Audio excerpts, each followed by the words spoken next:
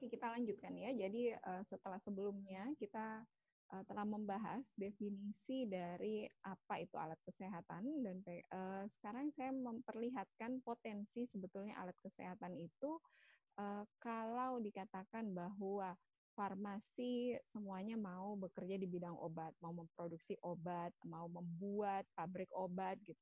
Tidak ada yang salah, tapi sebetulnya ada bidang lain yang juga merupakan wewenang dari seorang farmasis, yaitu kalau di rumah sakit biasanya di bagian pengadaan dan perencanaan di gudang gitu ya, itu juga termasuk untuk pengadaan alkes. Nah, produksinya pun seperti itu sebetulnya. Nanti kita akan bahas di bagaimana izin produksi, peluang seorang farmasis untuk menjadi penanggung jawab.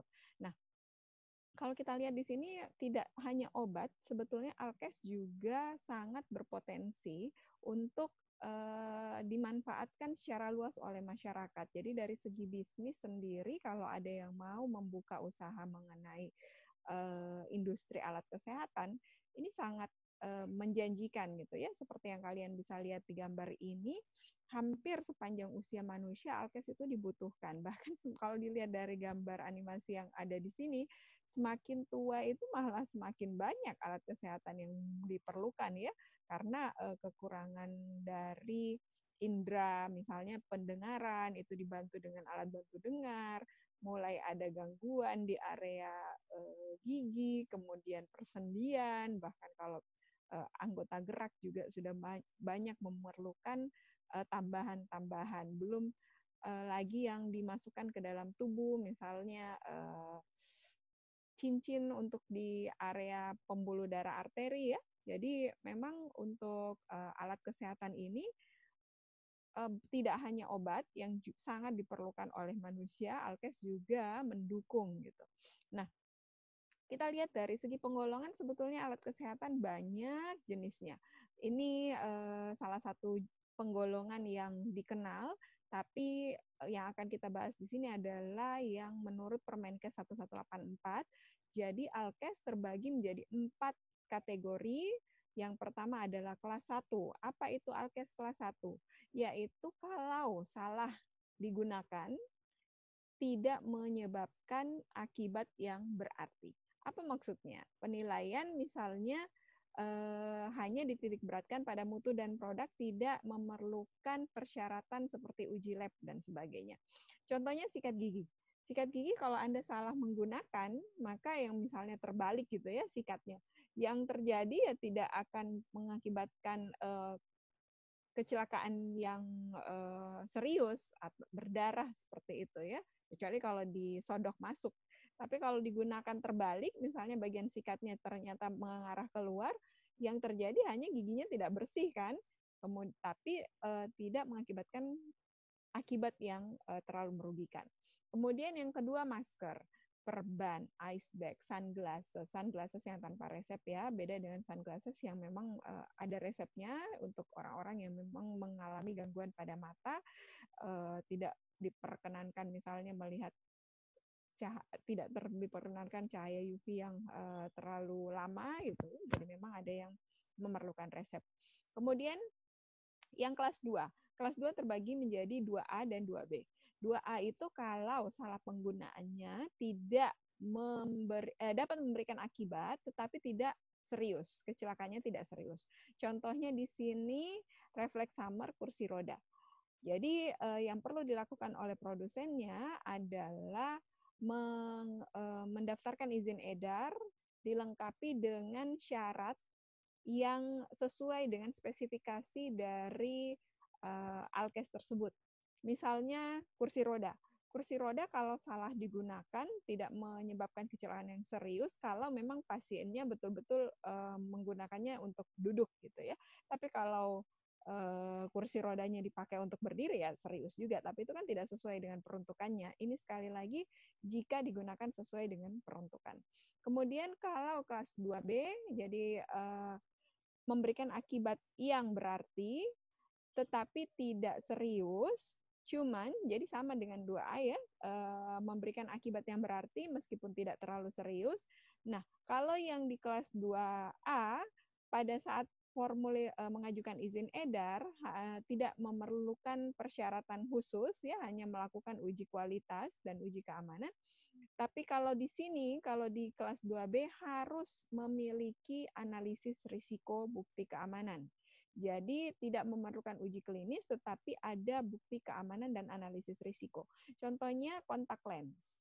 Nah, kontak lens bukan yang dipakai untuk aksesoris, ya.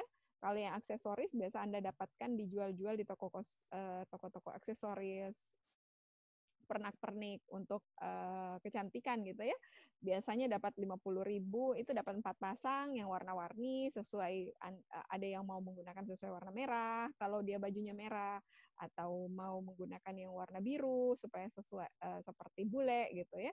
Nah, tapi yang dimaksud di sini adalah alkes yang memang ditujukan untuk penggunaan orang-orang yang memerlukan bantuan dengan kontak lens. Jadi pada saat diajukan izin edarnya, pihak produsen harus mencantumkan analisis risiko. Analisis risiko kalau kontak lens misalnya meliputi uji titik lebur atau titik leleh gitu.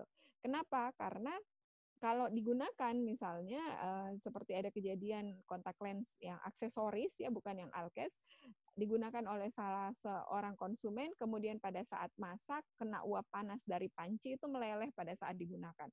Nah, memang kalau yang untuk aksesoris tidak ada keterangan detail gitu ya, tapi kalau yang namanya alkes itu harus ada nanti dicantumkan di label bahwa penggunaannya ini maksimal berapa lama di suhu berapa gitu supaya tidak terjadi kecelakaan. Jadi sudah ada risiko analisis melalui pemeriksaan laboratorium yang dilakukan oleh pihak produsen.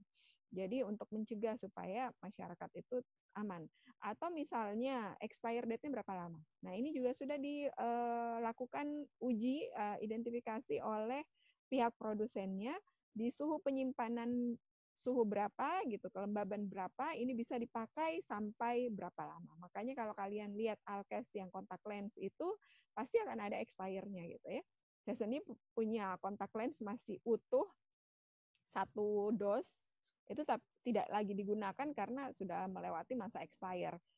Kalau dilihat dari segi visual, ini sudah masih bagus gitu, tapi ya tidak dijamin lagi sama pihak produsen bahwa ini aman. Kenapa? Karena ya mungkin saja sudah ada pertumbuhan mikroorganisme, karena memang mereka hasil uji labnya mereka cantumkan di kemasan bahwa ini hanya bisa digunakan bertahan berapa tahun gitu ya. Jadi kesalahan dari konsumen, misalnya seperti saya, ya karena saya tidak menggunakan ya salah sendiri, makanya silahkan, ya kalau dibilang rugi ya rugi gitu kan.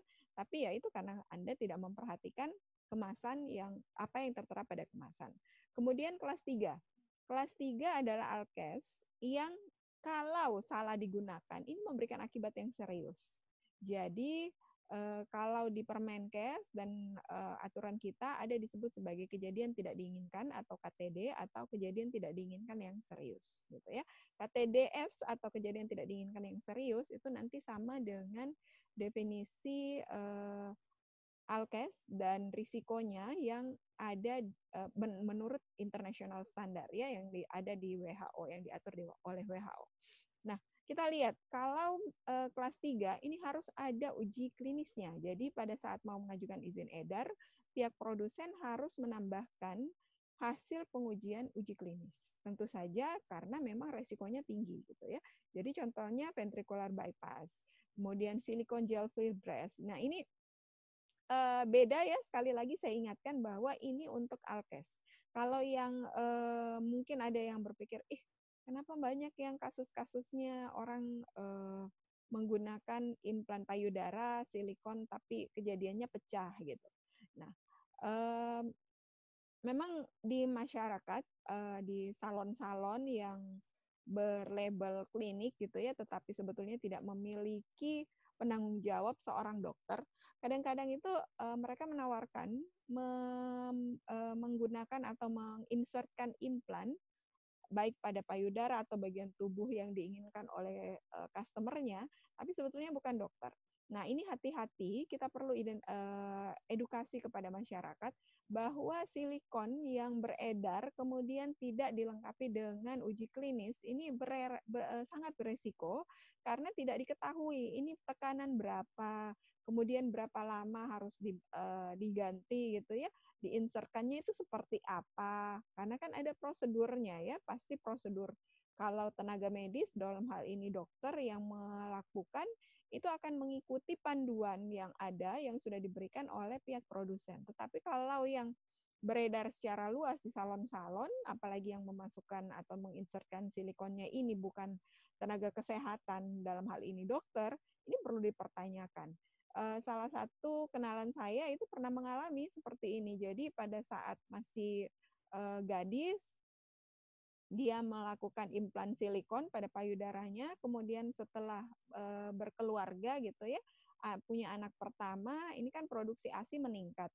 Tidak terjadi masalah, alhamdulillah, tetapi pada saat anak kedua lahir, produksi ASINya kan kembali meningkat gitu. Nah, di sini justru silikon yang ada di payudaranya itu pecah.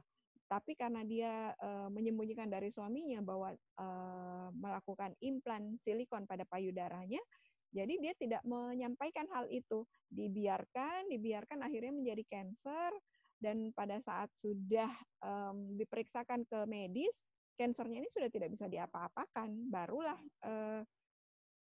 beliau menyampaikan bahwa ini memang pernah mengimplan silikon pada payudaranya, tapi sudah terlambat gitu ya. Tapi ya mudah-mudahan ini menjadi pembelajaran pada saat kita mengedukasi masyarakat harus berhati-hati kalau mau menggunakan. Apalagi kalau tidak dilengkapi dengan sertifikat atau kemasan label. Kalau di silikon gel itu akan ada uji klinis ya, pada saat diedarkan itu pasti pihak yang berwenang akan mencari sertifikat hasil pengujian klinisnya. Nah, kemudian PKRT kita lanjutkan di video berikutnya.